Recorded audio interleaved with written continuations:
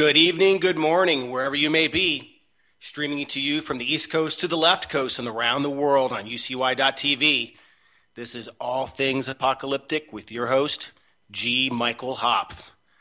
Well, hi, guys. Another week has gone by, and Ebola is still in the headlines, of course. But there's other things happening out there, of course. Um, what's interesting is I'm actually appreciative of all this stuff happening with Ebola. I mean, I feel bad for the people that are sick, that are people that are dying, the outbreak specifically in West Africa. But it's allowed me to educate myself on exactly what the virus is and exactly what's really happening. And from all of this kind of self-education, I'm actually starting to really come away with it, not too overly panicked from Ebola. It's not as if I'm not worried about it. It's not as if I don't have concerns. It's not as if I'm not going to walk into someone's house who has it without any protection on. But it's just that I don't think I'm going to be running in the streets like Chicken Little, saying the sky is falling at the moment. But it still, at the same time, doesn't say that I won't make sure that I don't have the things and have my preps in place and have the certain things required in case something does go wrong. The things I keep reading about Ebola lately, as far as some of the fears I think most of us have, is it mutating and becoming kind of airborne. And there's definitely debate about that right now. And it's actually, I think it's a healthy debate. There's people out there discussing, some very educated people, the people that they know what they're talking about, saying that it can possibly, and then others saying that absolutely positively cannot. This is not like a flu where it can mutate to become airborne.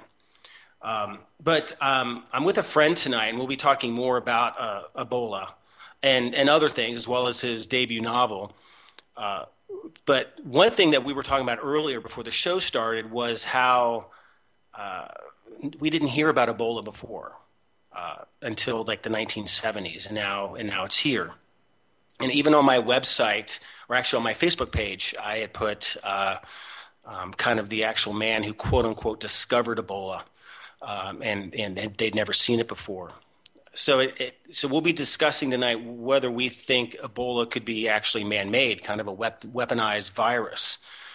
And if it is weaponized, why wouldn't they weaponize it to really do some harm, unless they're just trying to localize it and just trying to focus on Africa and trying to, do whatever they're doing there. And of course, there's some people, I think Louis Farrakhan specifically, that say it is weaponized, manufactured by white people to kill black people in Africa.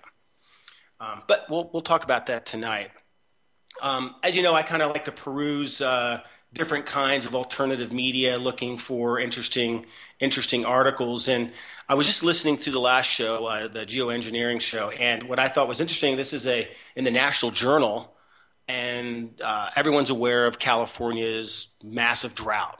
In fact, the entire state now is 100% in drought.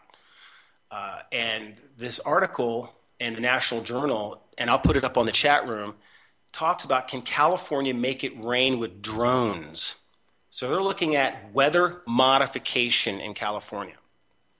Now, I think that they've already played with the weather before, and here they are now actually coming out and saying that they can actually do it. So is this kind of a confession of theirs that they have the ability to seed clouds to make it rain? I'll leave that up to you guys to decide. But I thought that was interesting. I'll put that article up on the chat room for you guys to read about what that is. So I don't want to waste too much time. By the way, this is the first time I've ever had somebody kind of in my studio here for the show. He's a good friend. I've known him for a long time. He's just written a novel, and it debuted, I think, a week ago. And it's called The Death. And it's kind of timely in the fact that it's about a weaponized, I'm kind of giving some spoilers here. So it's about a weaponized virus that essentially kills 90+% of the world's population. It does some other things that were kind of unintended consequences once these individuals that release it. But it's an exciting book, very, very interesting, compelling, thrilling, exciting story. So without any further delay, I want to introduce a personal friend as well as a warrior and spook. His name is John W. Vance. John, how you doing? Great. How are you doing? Great.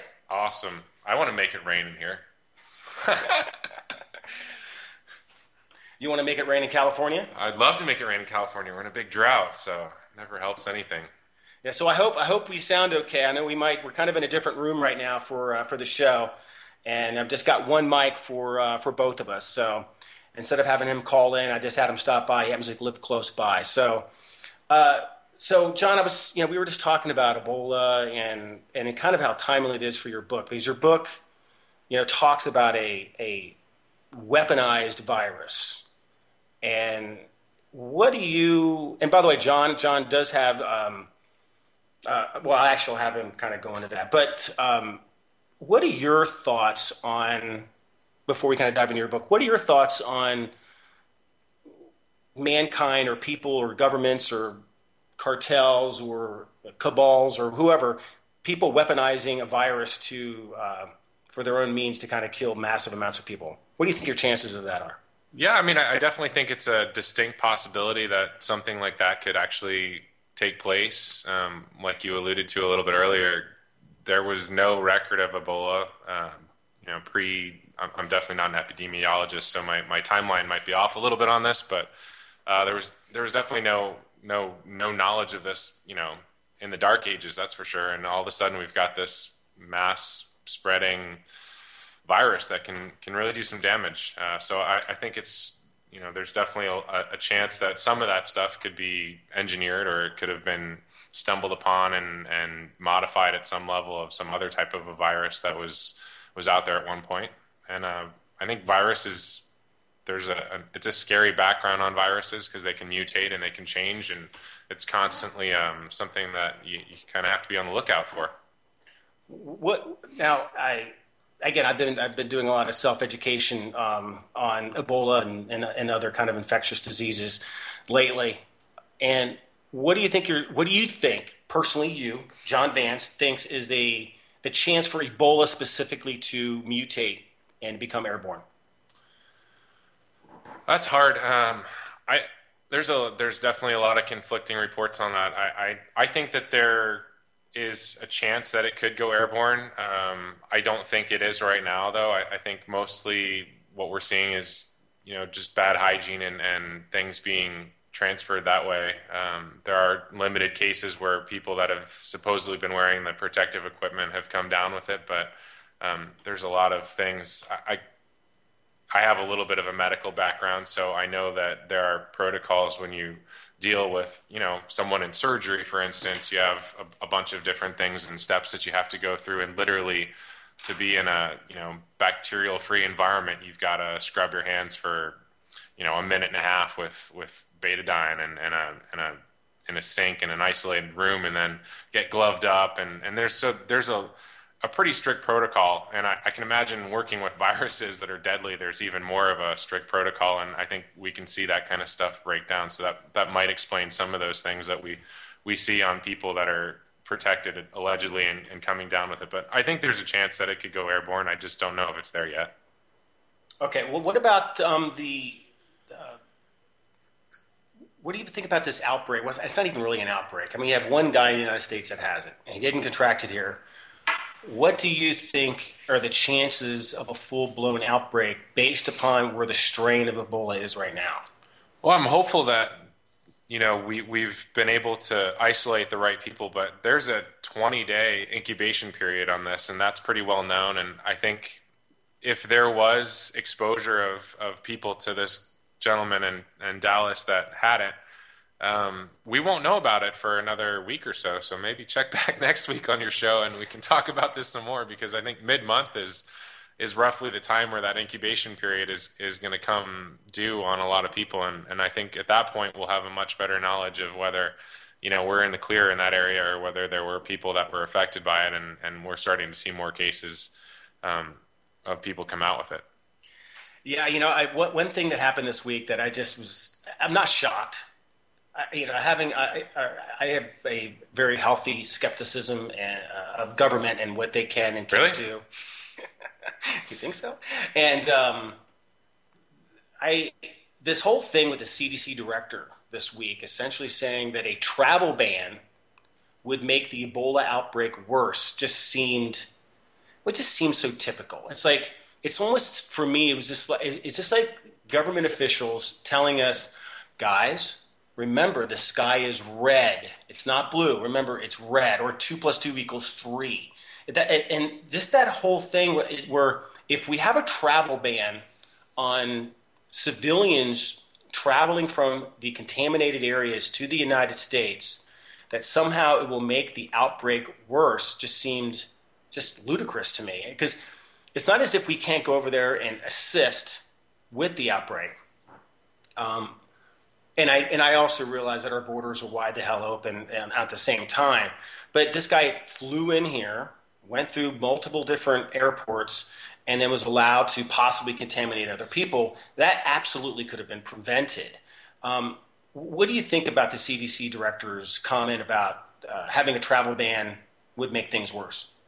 Well, no offense to anybody who might work in the CDC, but I don't really trust anything that comes out of the CDC on topics. I just feel like there's a lot of areas that I think they get kind of wishy-washy on, and to be quite honest, I don't think they truly know all that there is to be known about Ebola. If it is, something that's constantly changing, I don't think they should be the end-all be-all on it. I think there's probably a lot of educated people that have studied this virus in many parts of the world that might be pretty capable of giving some better advice on things. But frankly, I don't think that locking down an airport is by any means going to have a negative impact on what we're seeing with Ebola being transmitted from other parts of the world to here.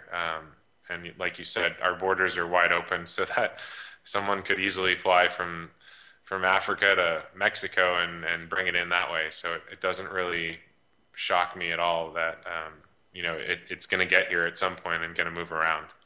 I guess for me, it's just another slap in the face, and their answers are so nuanced. Yeah, we already know the southern border is open, and it's just so obvious.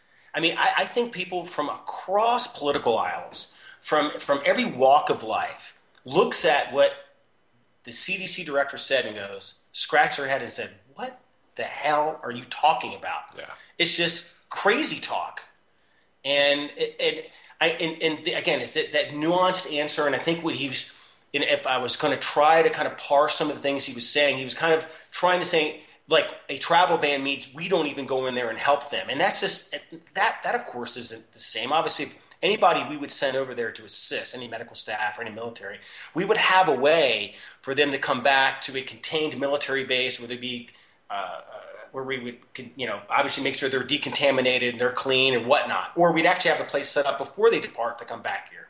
But we wouldn't just have them mingling within the civilian population like they are now. It just screams total bullshit to me. And Yeah. it makes us, I think it makes Americans less confident in what the institutions of government are doing. And then it makes you question, is this complete incompetence? Because it can only be a couple things. Is it complete incompetence or is it deliberate? Do you think that having that ban put into effect would do anything? Just kidding. I'm joking.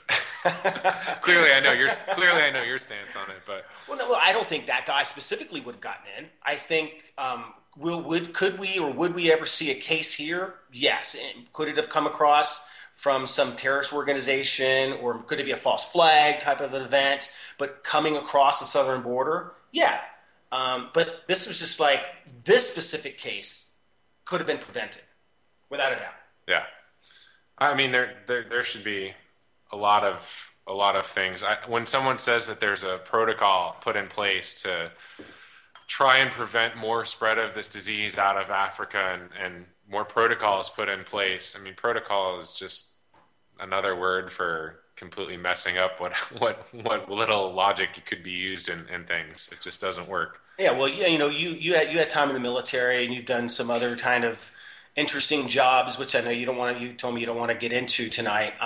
But working for the government, I've always said this: they're just completely and absolutely incompetent. Yeah, the government can always find a way to make something more complicated than it really needs to be. So we'll go there before we get taken out someday later in the future. But so do you think that I have a good question for you?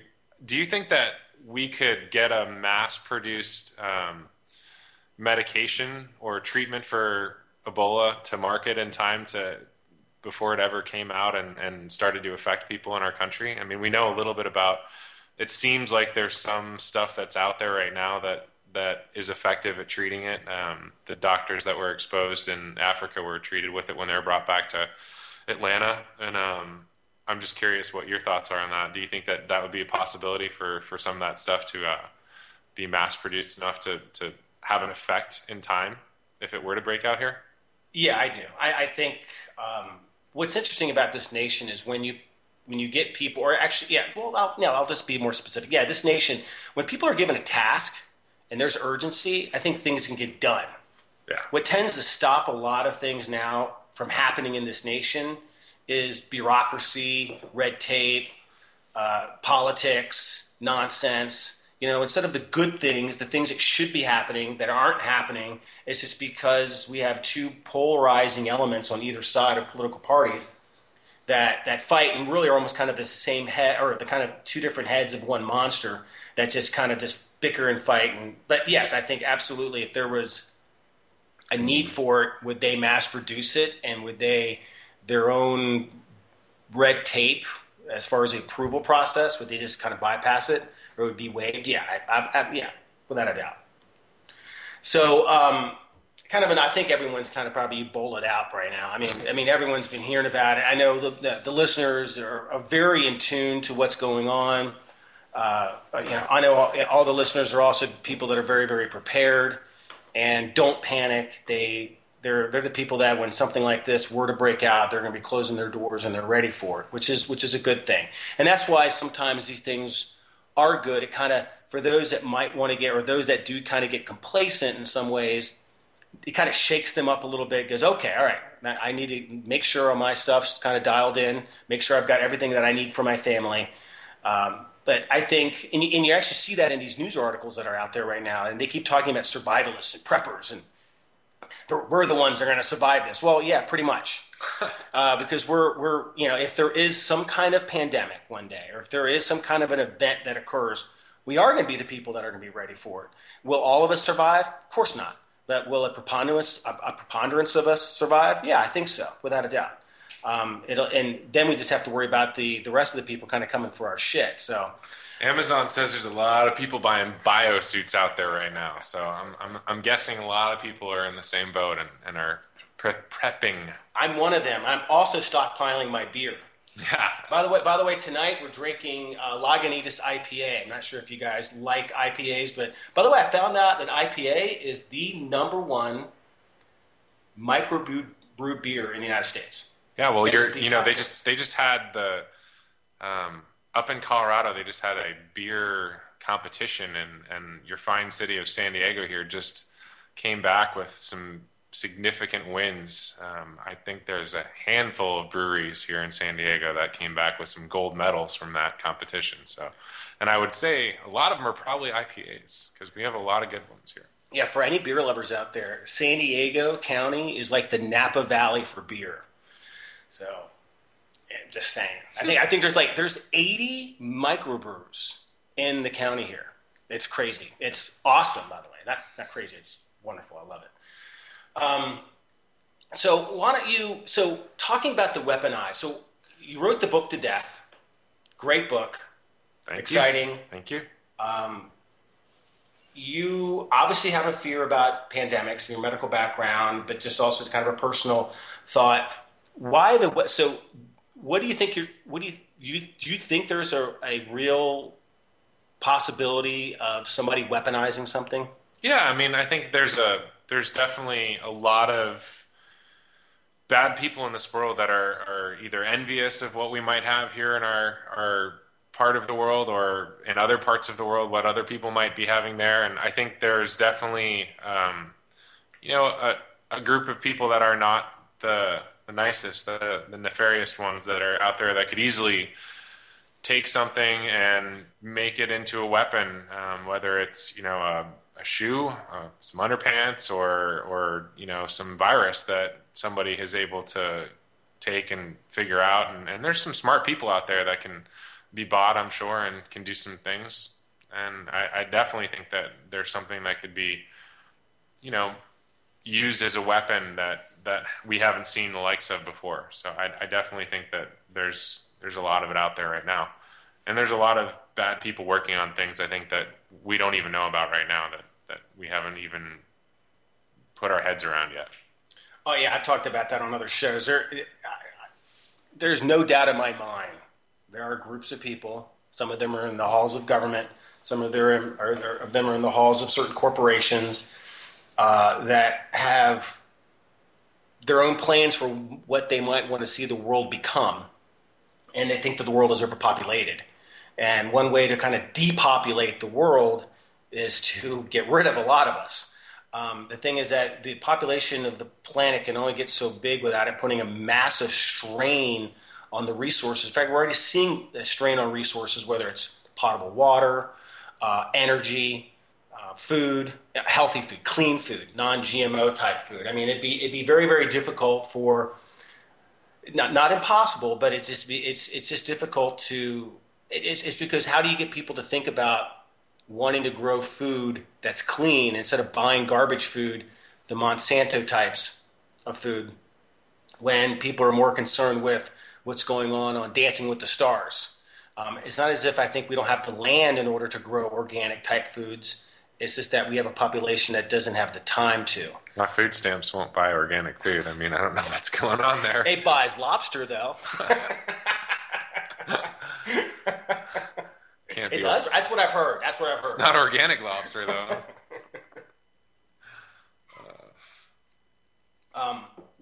So yeah, I think that without a doubt there are people out there looking at ways to take over. You know what that is.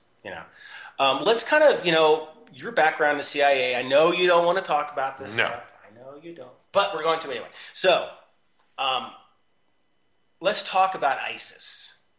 And there's all kinds of theories out there, and I just want to know what is your thought on ISIS and who are they? Should we as a nation be? Because here's the thing: they're just a bunch of punk asses sitting so many thousand miles away. Easily, one of the neighboring countries could destroy them if they actually chose to do so.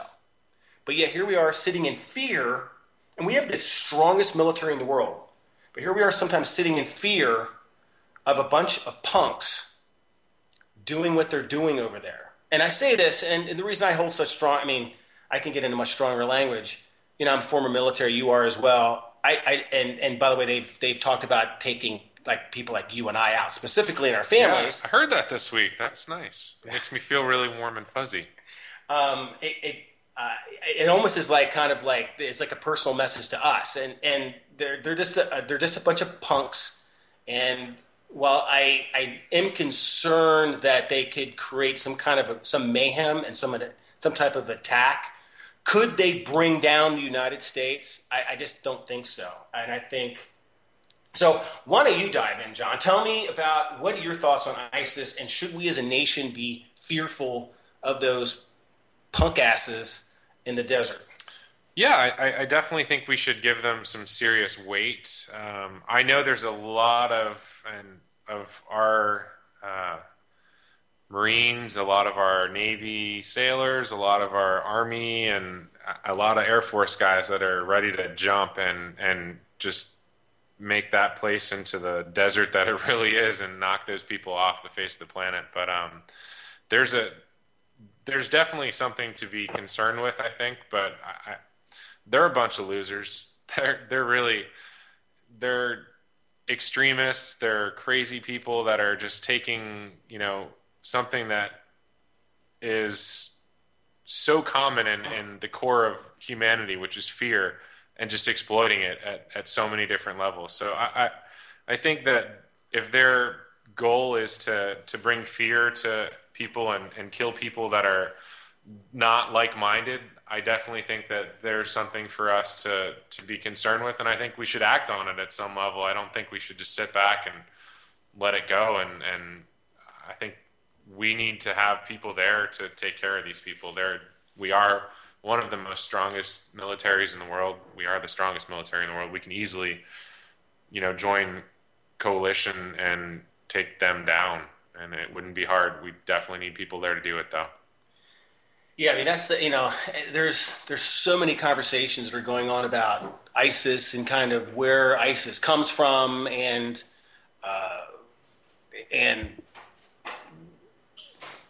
it almost doesn't matter in some aspects. I mean, it does, and this is my opinion, of course. It does, and I mean, we've been meddling around. I don't know how many. I'm trying to think of how many Middle Eastern countries we've invaded now or bombed. I think 14 in our history. But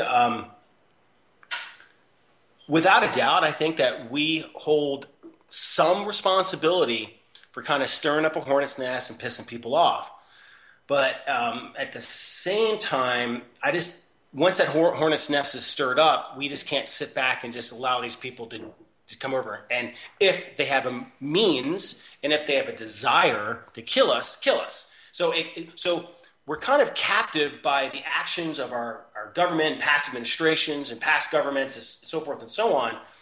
And it's kind of an interesting thing, being kind of a military guy as you are. It's we love our country, we distrust our government, but at the same time, I don't want to see. I just distrust my leader right now. I feel like there are definitely people in this government, whether it be the generals that control our military. I think there have been some strong opinions from those gentlemen that are, the foremost people with knowledge of how we can effectively use our military in this type of a situation that have given some really strong and I think candid at some point opinions on what we can do to get rid of these people. And I think that the only problem is that we have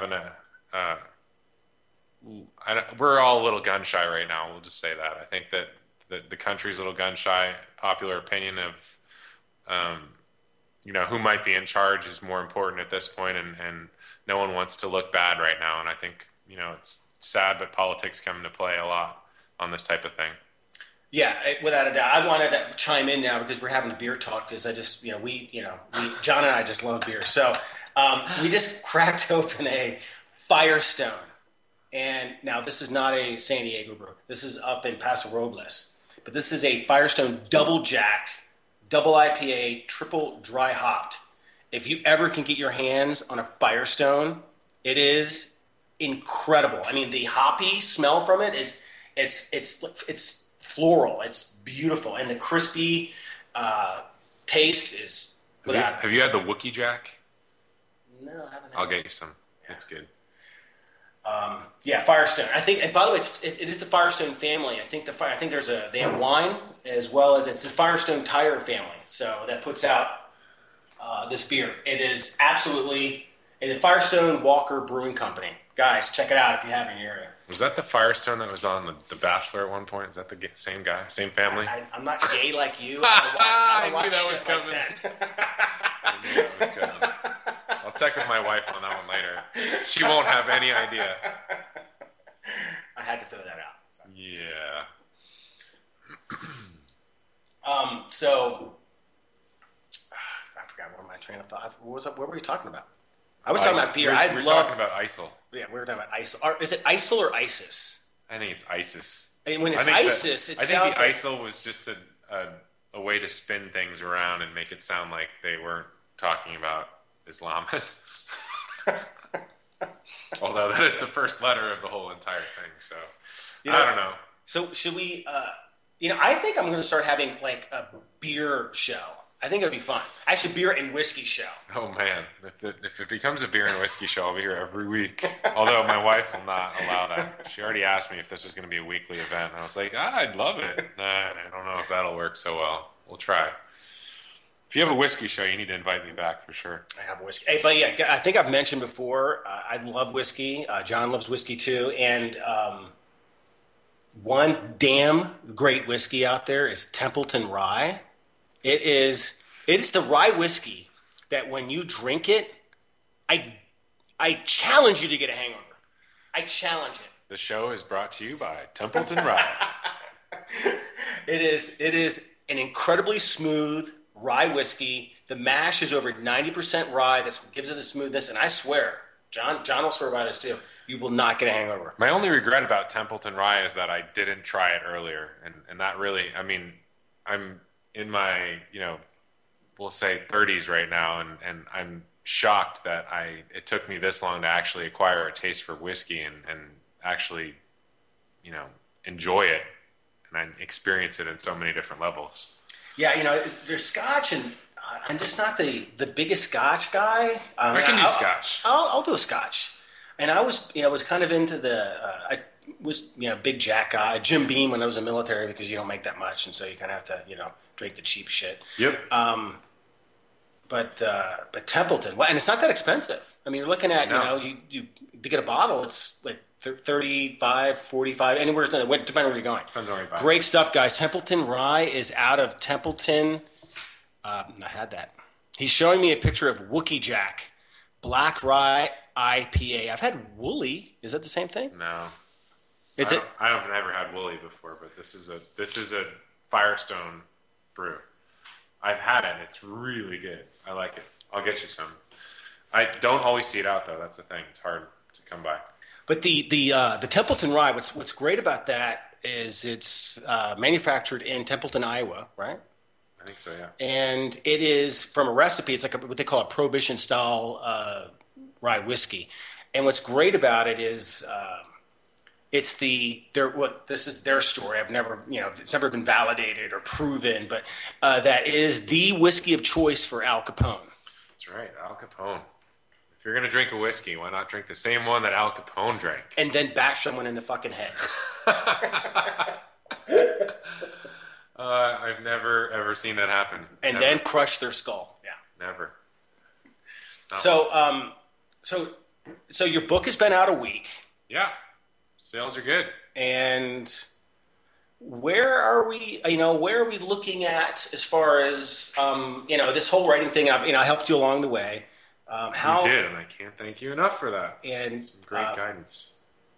Well, the thing I've always looked at, I think writing is something that's not competitive, and I think all writers should come together and help one another because people that read books, they just don't read one. They just don't go buy one book. It's not like buying a computer. They will, someone who loves to read will just read books constantly and just devour them. And that's why I think it's always important for authors to help other authors out. And when you came to me and you said you want to write a book, I was like all in. I'm like, hell yes. It's the thing is, because if this is a dream that you have, why not make it happen for you? So that's why I put all my weight behind it. And I think the book is great. I absolutely love it. I wish I'd written it. But you're on your way. You've got your own kind of style about you, which is cool. A little bit more warm and fuzzy, I think, than mine. No. But you haven't seen my sequel yet. No, I'm just kidding. The action's really good. You've got some very strong female characters in there, which I know a lot of listeners like. If you're going to read a book about the death, why not envision a great female character while you're reading it? I mean, especially here's the thing: women. And by the way, the demographics that I've had for my books, it's almost evenly split. Like, and I never thought this would be that. Writing apocalyptic fiction, I never imagined that half of my readers would be women. You just don't think that way. I mean, and that's just my own just being naive. Yeah, I wouldn't expect that either, actually. And I'll be curious. I'll be curious to see what mine comes out. Pans out. Yeah. So anyway, so I think, and I heard about it and now it's great. There's some really good. There already were, but now there's even more female writers that are coming on writing apocalyptic type fiction that I know personally. There's Annie Burdell, great book that's out there. Alpha Farm, guys, pick it up. A.R. Shaw, she's got a great series she's working on. I'm interviewing. Oh God, her name's not in front of me right now. But I've got some other people that are coming on soon. Sorry, it's the beer, guys. Anyway, Damn, double it's IPA. that double IPA. Anyway, uh, what's Is it on there? no, it's not. Oh, okay. I thought that was his cheat sheet. I was giving it back to him. I thought he had it on there. It's not the right cheat sheet. So, Go figure. You're going to talk about someone on the show and you didn't write it down. totally screw it up. I apologize. I'll figure this out right now. But there's a lot of great female writers are coming on, and I think it's because there's that demographic that want to listen to it. And when I read your book, I loved how you created strong female characters as well as strong male characters, but there was that you created the protagonists they're good, but yet they're not perfect. They have flaws, and then you've got the bad people. They're complicated, but without a doubt, deep in their soul, they're bad people. So I love the book, and who knows? It's only been out a week, right? So where's it going to go? Yeah. Who knows where it's going to go? I've got some. I have a sequel planned for sure. That'll be out later this winter. And I have another little thing that I'm kind of working on that might be out a little bit later in December as well. So we've got hopefully this is the start of something here. And the other one that I'm alluding to here, the second one that's not a sequel, is also an apocalyptic type book. So are you willing to no. share anything about it? Right No. It's still in a state right now where lots can be changed and things can be altered on it. So I will abstain from giving you any more information on it at this point. Nothing? No. Come on, man. A little end of the world-ish. I mean, what else do you need? It's apocalyptic type fiction. The end of the world. When John showed up tonight, he was actually disappointed that my bumper music was not the REM song. It's the end of the world as we know it. He was really disappointed. I thought for sure that's what it would be. I mean, we're talking about licensing. That's how corny stuff. I am, though. But there's licensing stuff. That's my issue. That's true. I had to get that is a cool intro, though. I mean, I like it. I didn't hear all of it at full volume, but it's sounded pretty cool and creepy, which is kind of what you're going for, I guess, which is fine. It's the end of the world. Yeah. It's apocalyptic. So you mentioned today they got the audio version, right? Yeah. When are we looking at that coming out? I think they said about 5 weeks it'll be up and going at that point. Nice. So I'm looking forward. I did not narrate it, thank God. It's not my voice because no one would want to listen to me reading a book. I was the same way. It's like, really? Someone goes, "Are you going to narrate?" My wife asks me, "Are you going to narrate?" You have a voice for it. I have a voice for it. You could easily. Freaking kidding me? You definitely could do it. I definitely would not be able to. I get high and squeaky at some point, and yeah, maybe after some whiskeys I could do it, but then everything would just get strung together into one long sentence. It would not be good. No, I don't think that would be good either. So actually, I know guys are probably like, "What are these guys freaking talking about?" Wait, is this an apocalyptic show yet? I know. Actually, why don't we just turn this into a beer show? Jules, if you're listening, can we turn this into a beer show? Jules said no. Or she said yes. No, I don't know. Okay. So, looking at, I want to dive back in your book again. One thing that's happening that happens in your book that really caught me was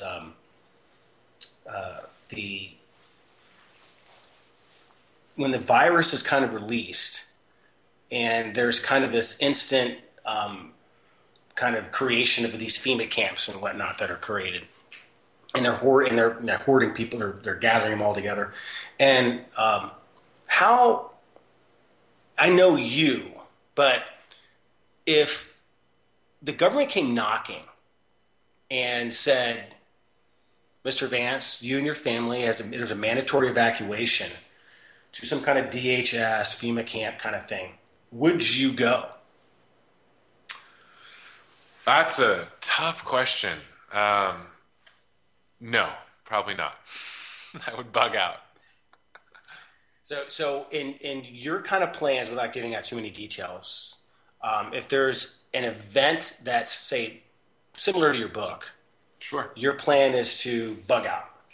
Yeah, I mean, I think I don't think that the best way to survive things is going with massive people controlled by the government. No offense, but I just don't think that's necessarily the best way to go about things. But I definitely wouldn't be joining the masses of sheep, we'll say, and going towards a some type of a rescue camp or some type of a place where they say they we can stay safe from the virus or the death.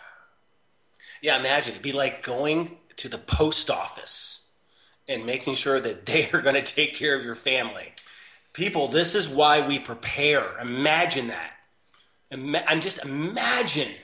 I mean, again, here's the thing. I'm preaching to the choir that's out there right The now. post office is the efficiency for government work Well, that's right not even there. that. The DMV.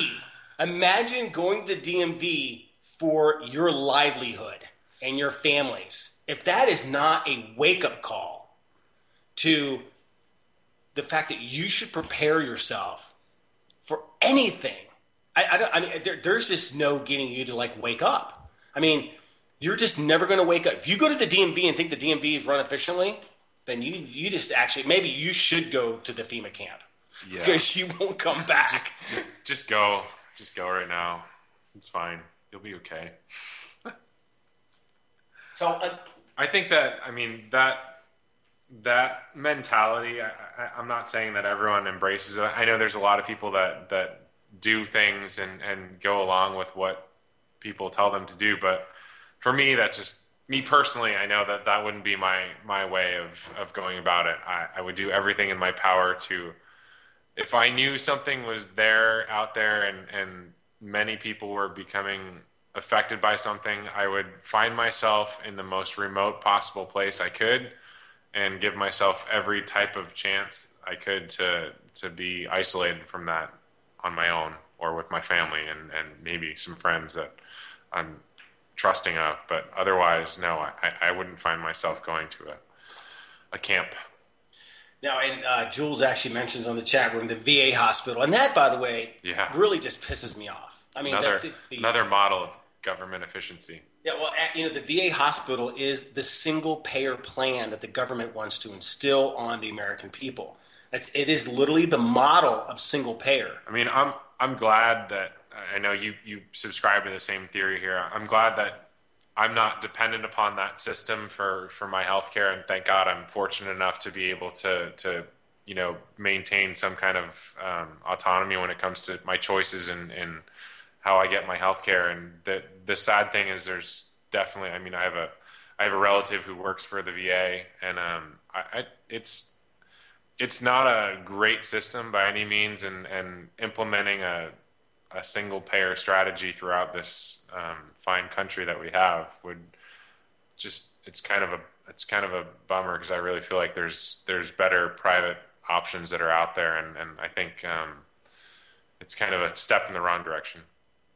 Well, yeah, I mean, the VA is, but I mean, I think Yeah, the VA is single payer. I it mean, where is. it's government, Yeah, it's run, managed. You're hired as a doctor. no doubt. You're hired as a medical professional, and that's what we get. That's what you get as a vet. You have something wrong with you. You get on a list for 2 years. Yeah. That entire thing with the VA, it just pisses me off.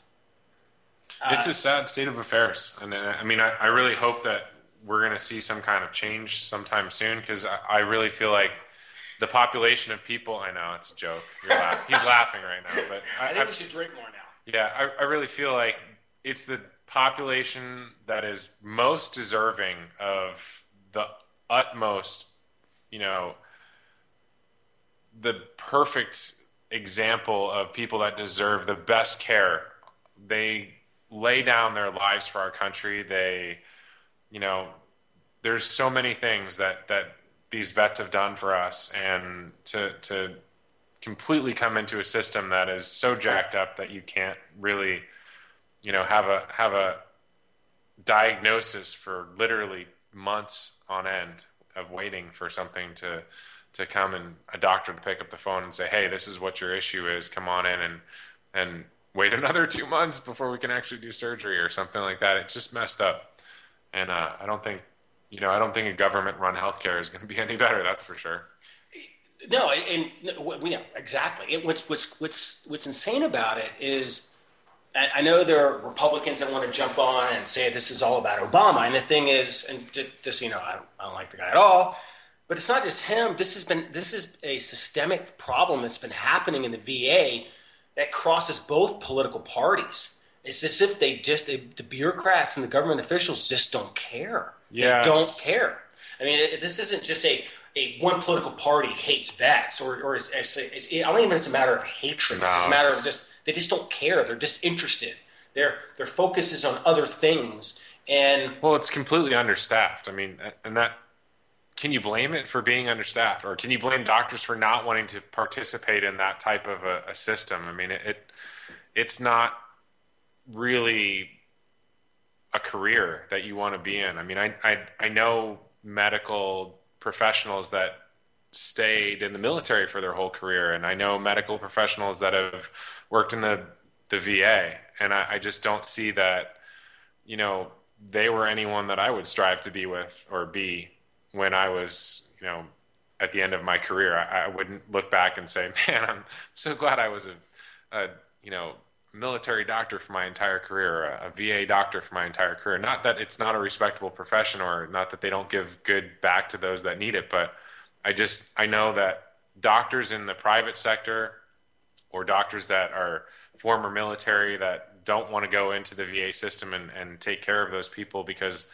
they're not getting paid nearly what they should be getting paid, or not, being able to cover their expenses on whatever it is. I mean, I'm a medical professional, so that I'm a little jaded when it comes to that kind of thing, but I think it's a good organization. It's just under bad times and bad leadership, and there's a lot of bad things going on about it right now. the VA just sucks. Yes. Yeah. Anyway, so I already know that what is so funny. I'll down some more beer. So I think that you wrote about a pandemic in the book. Well, what does John Vance specifically out besides that? Put that aside, because I know personally that's a fear of yours.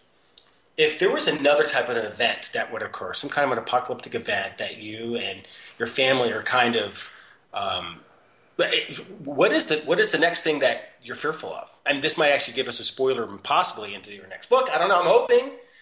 And by the way, I actually don't know what it is either. So he's being really, really quiet about it. Oh, freaking spook meister over here. So what else scares the shit out of John Vance? If I tell you what it is, then you're going to start writing a book about it. Like, come on now. It's not that. That's exactly what I do. I copy everybody's stuff. I mean, there's a lot of things that capture fear in myself. I am definitely not what you would call a quote unquote hardcore prepper, but there's a lot of things that I find myself more prepared for now than I have been in my previous, 10 years of existence. So I think, this is a question that's totally loaded from G. Michael Hopf, the author of The End here, who also has EMP background here, and that type of thing. I mean, your books, I've read them, and I'm fearful of that type of a scenario as well. That type of thing where you have a grid that goes down, or a nuclear type of event that wipes out part of our country, or the major part of our country that gives us banking and other things that we take for granted. Or I'm fearful of nuclear events are always kind of scary, so that's number one up on my list. I think countries that are out there that have nuclear capabilities can't always be trusted at this point, and so that's number one up there. Besides, this type of an epidemic, I also feel like there's a lot of stuff now out there with computers and hacking and I think our infrastructure of our financial institutions that we have is very susceptible to that. I mean, I know I just got bank fraud this last month. So I mean, I know there's people out there that are clearly getting into secured websites that, and I don't do anything online that's not on a secured website, but it was my freaking card too, which is the funny part because I thought it was my wife right off the bat. I was like, oh, she did something, man. She bought some kind of crap. And then so I was like pressuring the bank and I was like, whose card was it? Whose card got hacked? And they were finally like, it was yours actually. I was like, mother. So yeah, I mean, and I don't do anything online that isn't allegedly on a secured website. So I think there's a lot of hacking out there that's to be feared for sure. Cyber stuff. Yes, I think cyber security is a major issue that we could become, all compromised on at some major level. Yeah, I was funny you mentioned that. I just got a new card from my bank the other day, and it was because they found some, they thought some activity looked suspicious. It turned out nothing was, but their policies at their bank Yeah. were anytime anything looks suspicious, they like literally change your card out. Yeah, it drives me freaking nuts Yeah. because, well, from my standpoint, as someone who has a business on the side of writing, it's kind of interesting to. I have a lot of things that go through on like an auto debit type of a cycle. So every time there's a questionable charge or transaction on your account and you're getting a new debit card, it really ticks me off because then I have to. I mean, I appreciate it because I'm not getting hacked into, but at the same time, it's frustrating because I have to go through so many more steps now to make sure that all those bills are getting paid on time and whatnot. Well, Jules is on the chat room and she mentions like who is doing the hacking. Yeah, who is doing the hacking? Who? You ask me. I think the hacking. Here, I'll just put it this way.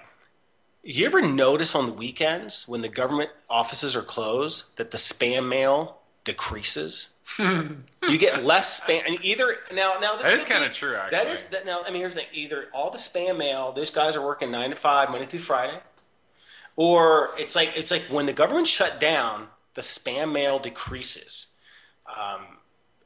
I've always had these thoughts too about, you have these antivirus kind of protection companies and software and things like that.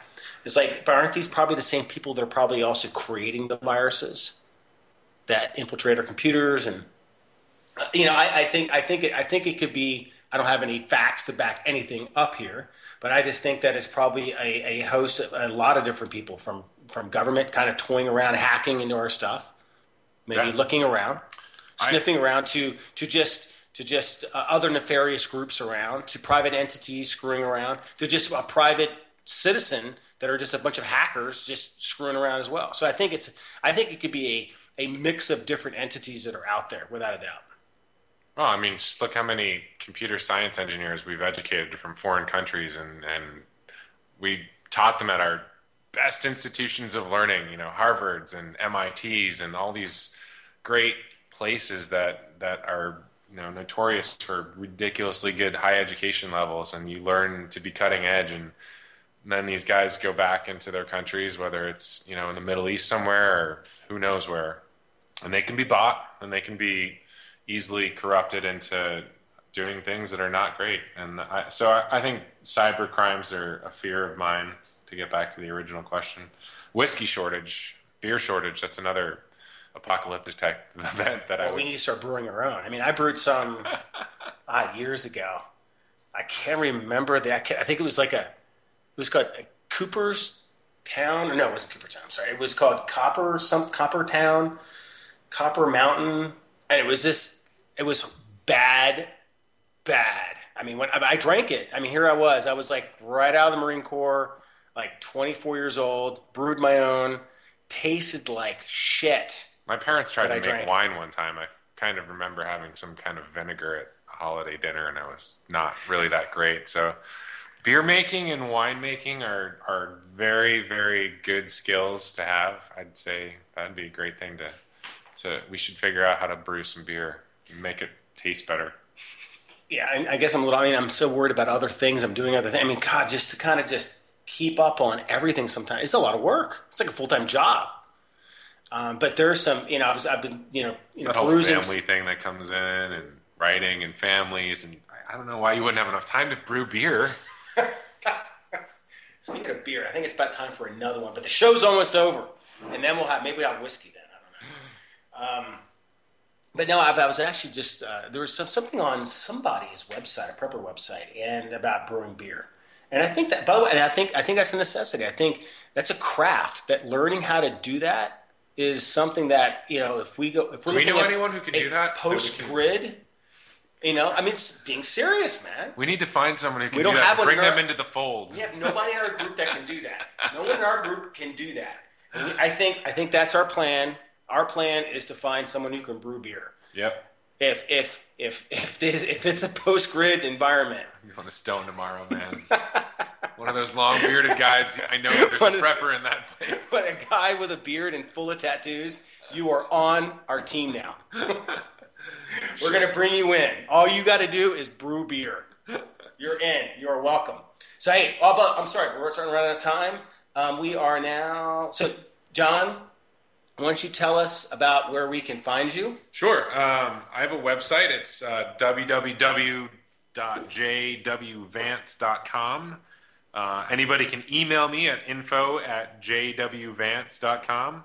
And you can follow my Facebook page. It's www.facebook.com/author John W. Vance. Do you need to even say the www anymore? Is that necessary? Or no, it's can not. we just assume that everything starts with a www? Yeah, I know. We were joking about that a couple weeks ago. So, yes. Do we? No. Well, John, thank you so much for coming over, having some beers. My pleasure. Talking about your book, talking about the VA, the apocalypse, Ebola, just whatever. It was a great show. I really, really enjoyed it. Everybody, thank you very much. And as always, stay frosty.